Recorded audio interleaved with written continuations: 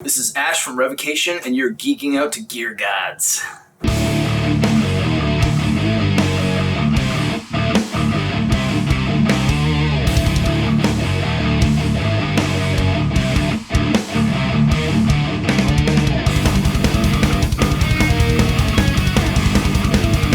Alright, what's up, Gear Mortals? Trey, Xavier here. I'm here with Ash from Revocation, and we are on 70,000 tons of metal. Bet we are. It's the background right here. Yeah, you can see the water gently rolling behind us. Yeah. Next to the Cafe Promenade. Yeah, like, there's some fucking weird shit on this. Like, Big time. there's, like, a jewelry store. Like, how many Yeah.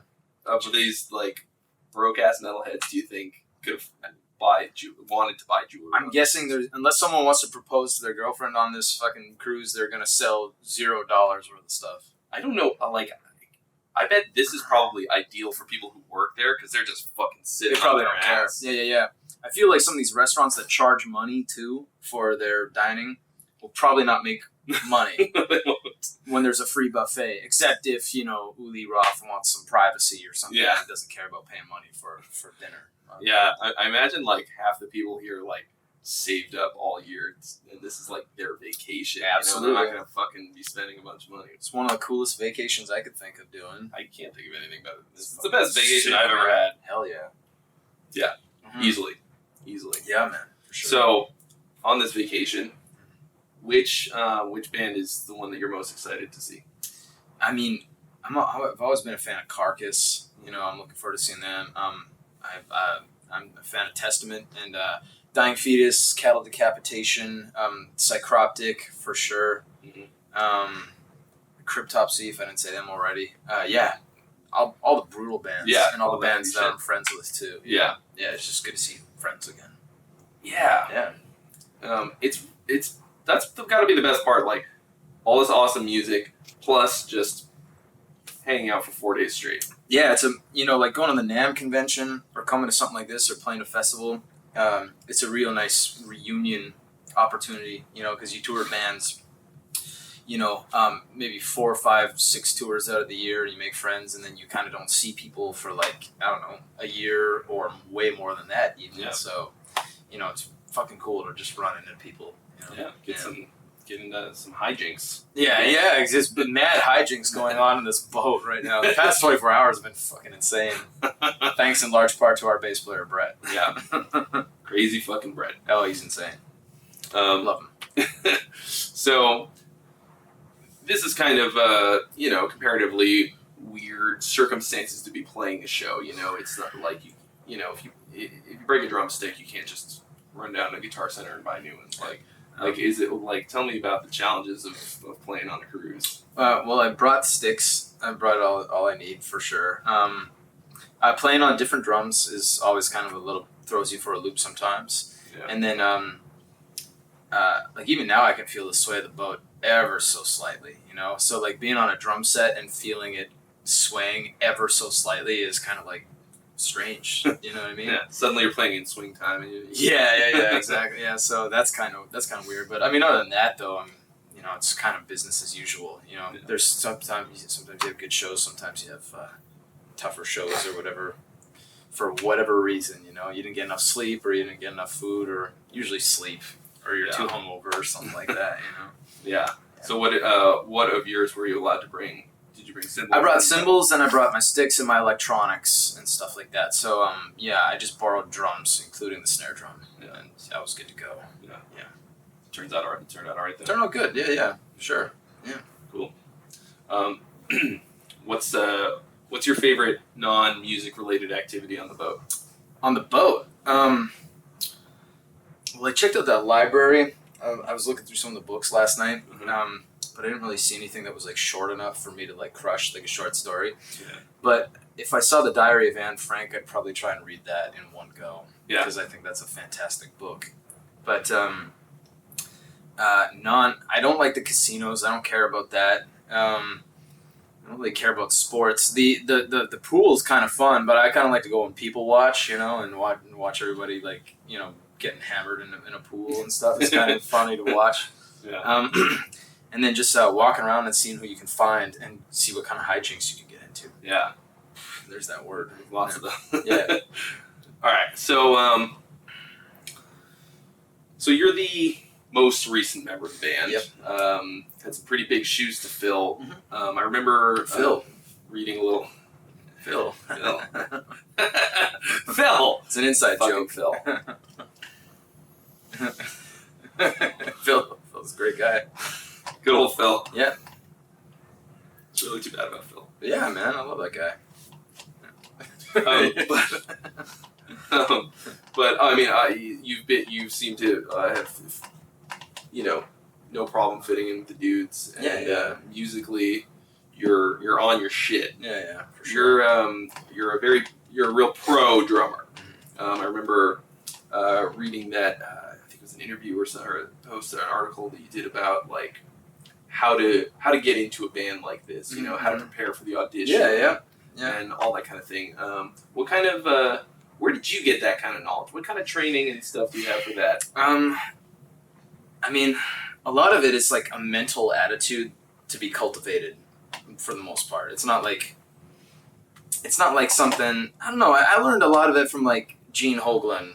He was like my oldest teacher. Because I'm from Canada and live in Vancouver, and he played in Strapping a Lad for a long time and was living in Vancouver right when I started playing gigs. So I shadowed him in everything that he did. I was always hanging around him, and I learned an immense amount from him.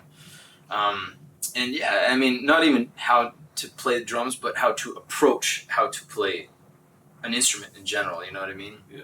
So I always took that with me, and I mean, part of it is just how to be a decent human being, and how to be artistic and stuff like that. And somewhere along the way, like, even though him or a few other people were my idols, I learned quickly that it's important not to try and be Neil Peart or Gene Hoglan or whoever, because no one's gonna do it better than them. So you just have to do you and be the best you as possible.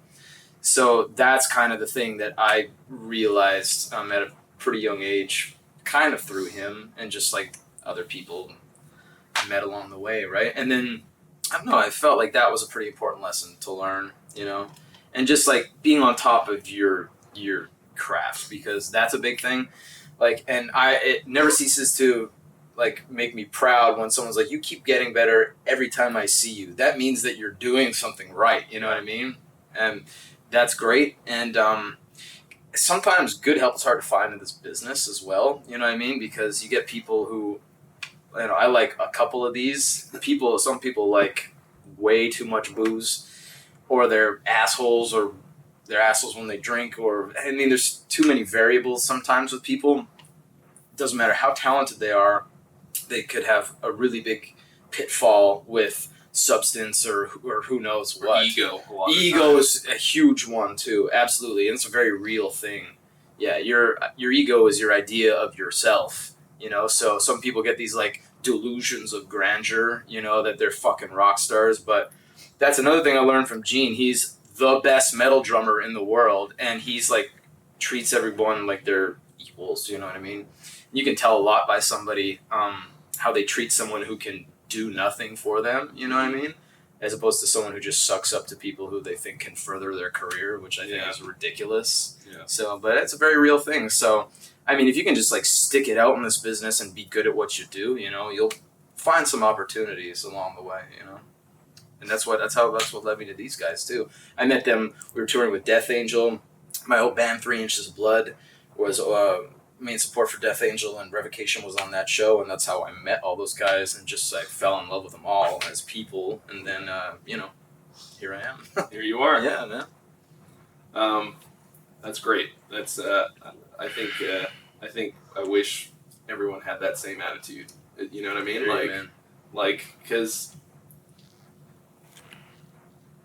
people who do have a massive ego, like sometimes it's even, I don't want to say deserved, but like they might actually be the best. Sure. Yeah. But then they become impossible to work with. Mm-hmm. They become the fucking Yoko Ono in their own band or whatever. Yeah, sure. And it can torpedo their whole career, and then it doesn't fucking matter if they're the best or the worst, because then they're nothing. Yeah. At some point, it just fucking it implodes in itself, Yeah. So yeah, I hear you. Yeah, I've seen it happen. Yep. All right, so take a little bit of a left turn. Talk about what kind of gear you're playing on the road and in the studio. Yeah. When you have your own stuff. Sure. Yeah. I play Tama drums, Vic Firth sticks, Evans heads, Sabian cymbals, and Roland electronics. And I've been with Sabian for like 9 years or something like that. They're a great cymbal company. I love their shit. Thomas from Meshuggah uses them. Neil Peart, my favorites. Gene uses them. I mean, I really like the sounds that they get on record, man. They're awesome. I like some of their bigger cymbals. The Legacy Crash is fantastic. I like the bigger 21-inch cymbals or whatever.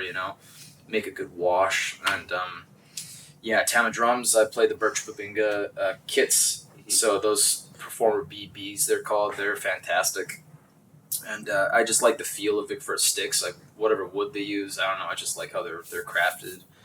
And Evans heads are great. I mean, so that's what I play when I'm in the studio and when I'm touring in North America too. Right. Mm-hmm.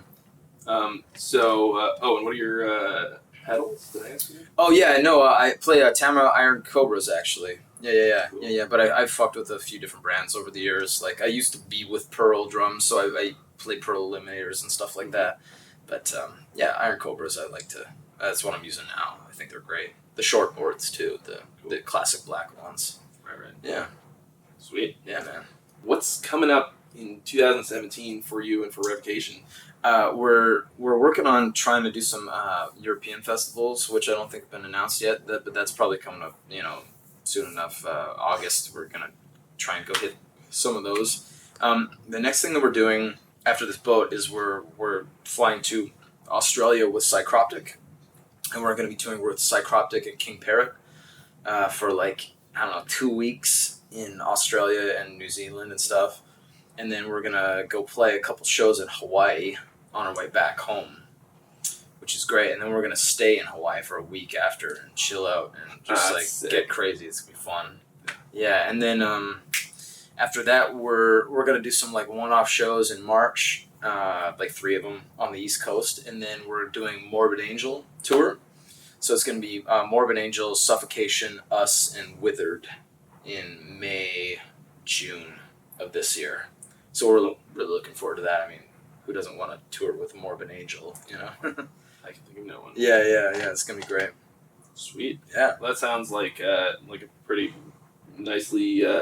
not too packed, but still busy first half of the year. Yeah. We get some good time off in April and whatever. So it's good to be busy but have a little bit of home time as well. Yeah. So these next 6 months I think are going to be pretty good. So yeah. Well, that sounds like pretty much the ideal situation at this point. Cheers. So hey, thanks for taking the time to talk to us. Thanks for talking to me. Enjoy the rest of the cruise. Thank you. It's going to be a great time. Hell yeah. And I'm going to come see you guys play for your second set. Yeah. Tomorrow night at 2 a.m. So I guess that would be in the morning of the third day. Morning of the third day. That's like the, Zelda Majora's Mask. Morning of the third day. Yeah, that's right. Yeah. And then there's Revo. Yeah, for sure. Cool. Well, so enjoy that, and I'll see you around. Thanks, man. Thanks for watching, guys. Peace.